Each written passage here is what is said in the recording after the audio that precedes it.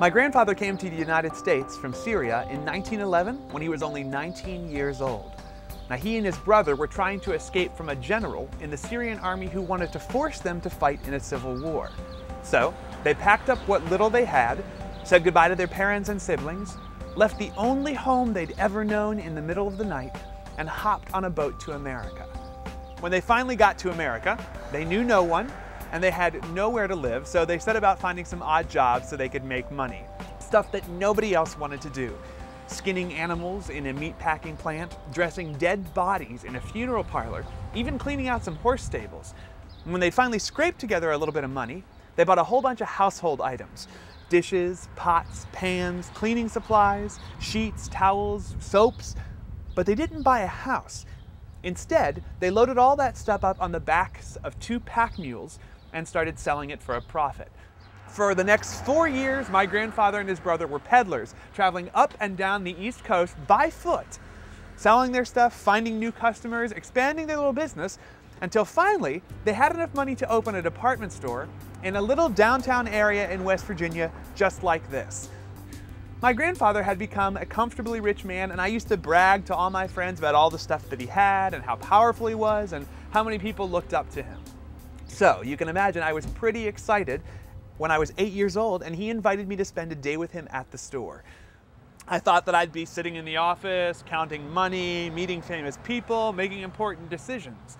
The first sign I had that things were going to be different than I expected was when we had to show up at the store at 6 a.m. in the morning, 4 hours before the thing even opened. My grandfather took off his suit, hung it in his office, and took me down to the back room, where we met several big men and helped them unload hundreds of boxes of merchandise, stuff that had to be taken out of the boxes and put on the sales floor before the store opened. After about 2 hours of that, I was pooped and ready for a break, but my grandfather rolled up his sleeves and dragged me off to the bathroom.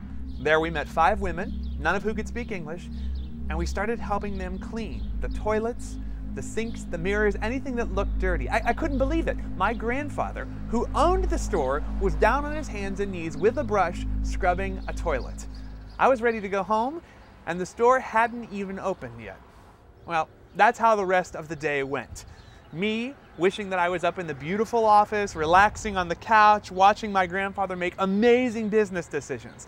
Instead, he stayed down on the sales floor the whole day, meeting new customers, finding out about his employees' life, even taking a turn at the cash register when things got busy, and then grabbing a broom to go sweep out a dressing room when there were tags all over the floor. What a bummer of a day.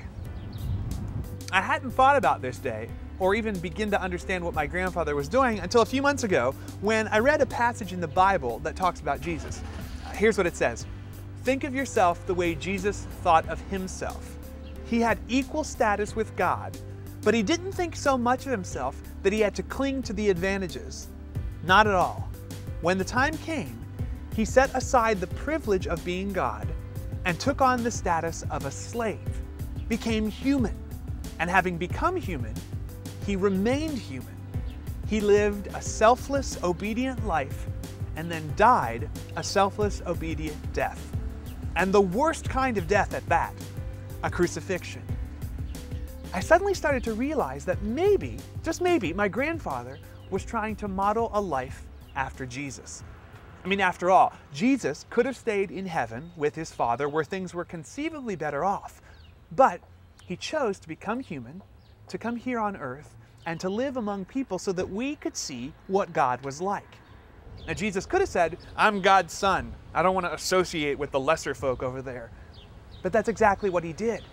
He hung out with people whom other human beings were rejecting. Prostitutes, lepers, people who were sick, people who had sinned. He'd talk to them. He'd ask them questions about their lives, and then he'd let them know that God loved them and wanted to forgive them.